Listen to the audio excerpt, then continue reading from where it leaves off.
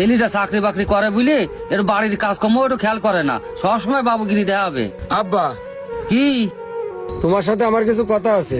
আমার সাথে আবার তোর কি কথা? আমার এই অফিসের লোকেরা সব মোটরসাইকেল নিয়ে অফিসে আসে, আর আমি ভ্যানে আর রিক্সায় উঠে যেতে হয়। অনেকদিন তো আমার পায়ে হেঁটে অফিসে যেতে হয়, অফিসে পৌঁছতে আমার লেট হয়ে যায়।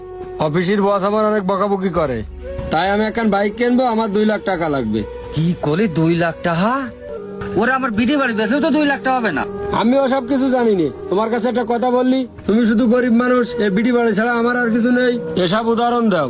আমি যে প্রতি মাসে এই যে চাকরির টাকা সব তো আমি তোমার হাতে তুলে দিই। এই যে সকাল বেলায় যে ভাতটা খেলি, সেও তো আমার টাকার ভাত খেলি। আমার টাকার ভাত খালি তোমার লজ্জা করে না? রবুল, তুই কি করলি বাপ? তুই আজ আবার খার কুড়া দিলি? আজকে তো তোমার শুধু খার খোটা দিছি, তোমার তো কপাল ভালো যে তোমার গলা ধাক্কা দিয়ে বাড়িতে বের করে দিইনি। তুই ভুলে যাস রবুল, তুই যে জায়গাটায় দাঁড়ায় কথা করছিস সে জায়গাটাও কিন্তু আমার, এ বাড়িটাও আমার। কি করলি বুড়ো? তুই আমার বাড়ির খোটা দিচ্ছি? বেরু এ বাড়িতে, তুই বেরু শালার বুড়ো। তুই আজকে আমার ধাক্কা মারি ফেলে দিলি। তোর জন্য এখন আমি আজকে ভালো লুঙ্গি কিনে পড়তে পারিনি, ভালোটা জামা কিনে গায়ে দিতে পারিনি, তোর এই লেখাপড়া শেখানোর জন্য। আজকে তুই আমার গলা ধাক্কা দিয়ে বার করে দিলি। আমি তোর অভিশাপ দেবো না, উপরে আল্লাহ আছে, দোয়া করি তুই ভালো থাকিস। আবার তাকাতেছি? যা বুড়ো এনতে যা, শালার বুড়ো যা, অফিসেই যাবো না, মুখটাই নষ্ট হয়ে গেল, মরতেও পারে না। এত কষ্ট করি লেখাপড়া শিখে সেই সাবাল আমার আজকে বাড়িতে গলা ধাক্কা দিয়ে বাইর করে দিলে। যাই ওই দোকানদারি বসি, আর বাড়ি ফেরবো না। কি ব্যাপার, চাচা এসে অনেকক্ষণ ওই জায়গায় বসে আছে, কিছু কিনতেছো না আবার কিছু বলতেছো না। মইন, 1 প্যাকেট বিস্কুট দাও। দিচ্ছি ভাই।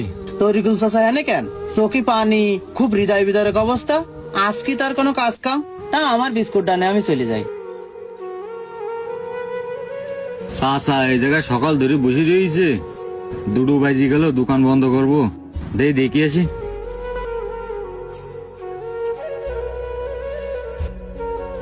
ও চাচা, তোমার বাড়ি কনে? তুমি সেই সকাল ধরে এসে এই জায়গায় বসে রয়েছো, কিছু খাচ্ছাও না। 2 বাজে গেছে, বাড়ি যাবা না? ওঠো। আমার বাড়ি বাপকেশবপুর। আজ সকালে আমার ছেলে গলা ধাক্কা দিয়ে বের করতেস। কি? তোমার সাওয়াল তোমার বাড়িতে গলা ধাক্কা দিয়ে বের করে দিয়েছে? চাচা, তোমার কোনো চিন্তা নেই, তুমি আজকের থেকে আমার বাড়ি থাকবা। আমার বাবা মারা গেছে আজ 5 বছর, বাবা হারানো কত যন্ত্রণা সেটা আমি ভালো জানি। এই পাশে আমার বাড়ি, আমার বাপের মতো আমার বাড়ি থাকবা, চলো। বাবা না থাকা যে কষ্ট আমি ভালো জানি। বাপ, আজ আমার নিজের ছেলে গলা ধাক্কা দিয়ে বের করতেছে বাড়িতে, আজ পরের ছেলে আমার বাপ বলি স্বীকার করে নিলে। চাচা, তুমি আর কান্নাকাটি করি না, তুমি আমার সাথে চলো, দোকানে যাই বসো। এ তাড়াতাড়ি একদিন দে রবুল ভাই, কি হইস? পানি রবুল ভাই, আর রবুল ভাই, কিডা